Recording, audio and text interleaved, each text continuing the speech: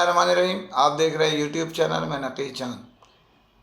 دنیا بھر کی طرح پاکستان میں بھی مختلف ادارے اپنی سسٹم کو آن رکھنے کے لیے ایک سربراہ مقرر کرتے ہیں اور جس کے تحت وہ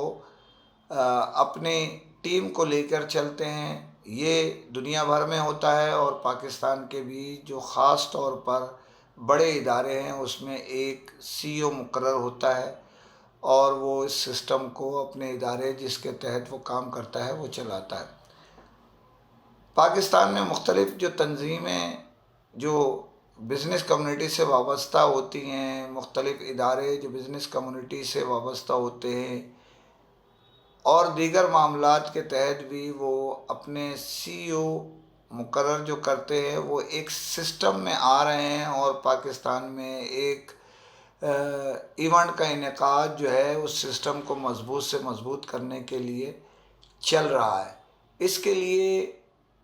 یعنی ہوا کے تازہ جھونکے کی مانند ایئر لنک نے ایک پاکستان میں جو سی او ہیں ان کے لیے ایئر لنک سی او سمٹ کا انعقاد کیا، جس کا آج کراچی میں تیسرا پروگرام کیا گیا۔ اس سے قبل اسلام آباد، لاہور میں بھی پروگرام کر چکے ہیں جس میں مختلف اداروں کے سربراہوں نے شرکت کری تھی، اور آج کے پروگرام میں جس کی روئے رواں دیکھا جائے مہمان خصوصی وہ گورنر سندھ کامران ٹیسوری صاحب تھے، اور اس کو آرگنائز کرنے کے لیے، اس پروگرام کو دیکھنے کے لیے جو کرتا دھرتا تھے وہ ایئر لنک کے سی او مظفر حیات پراچا تھے، اور اسی طرح سی او جو مختلف اداروں کے آئے ہوئے تھے وہ اس میں ان کے ہم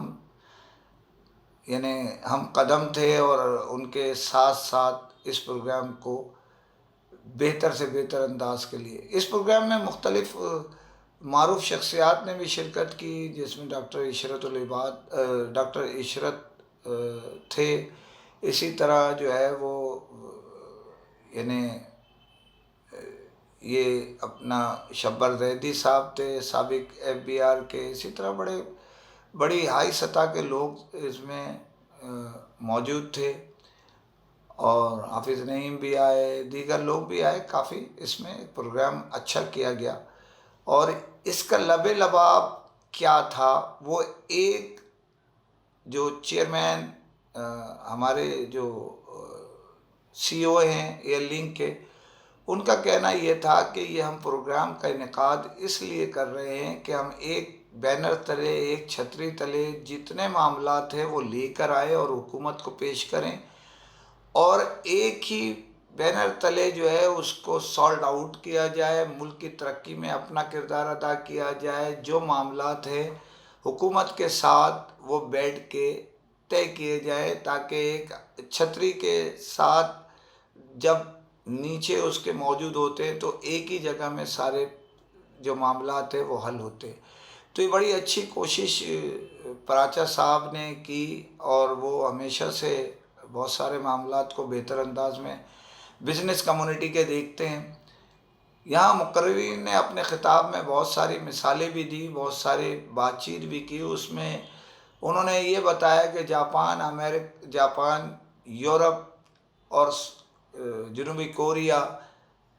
شمالی کوریا یعنی کوریا، جاپان اور دیگر بہت سارے ممالک میں جو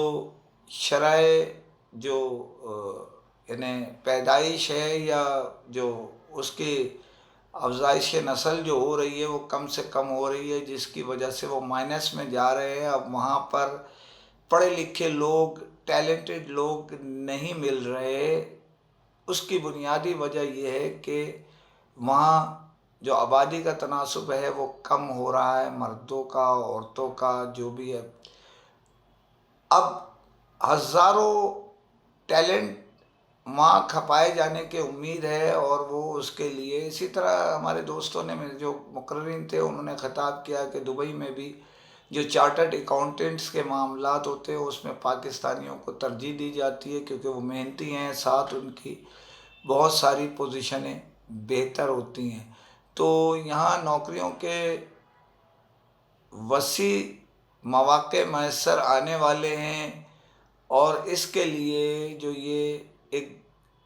جو سسٹم آن کیا ہے 100 CO،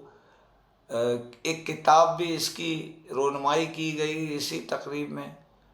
جس میں معروف شخصیات تھے. اسی طرح جو ہے وہ یہ ساروں نے اس بات پر زور دیا کہ معاملات کو بہتر انداز میں چلایا جائے، اور کوئی بھی حکومت آئے بزنس کمیونٹی کے لیے ایک علیحدہ سے وہ رکھا جائے کہ ایک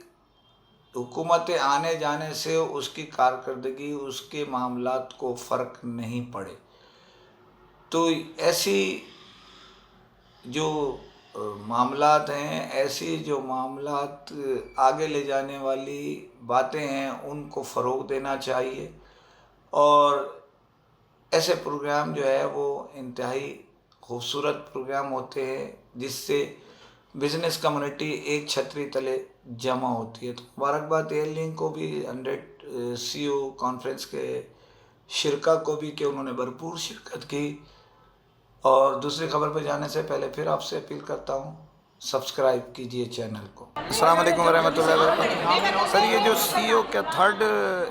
ایپیسوڈ یہاں پر کیا گیا ہے پراچا صاحب، اس کے متعلق، اور یہ کیا آپ کے ذہن میں جو آیا،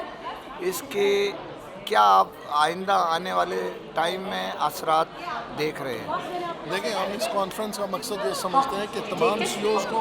انڈر ون روف جمع کیا جائے اور ملک کو ایک proper as a think tank ایک اسٹریٹجی دی جائے گورنمنٹ آف پاکستان کو کہ یہ اسٹریٹجی ہے،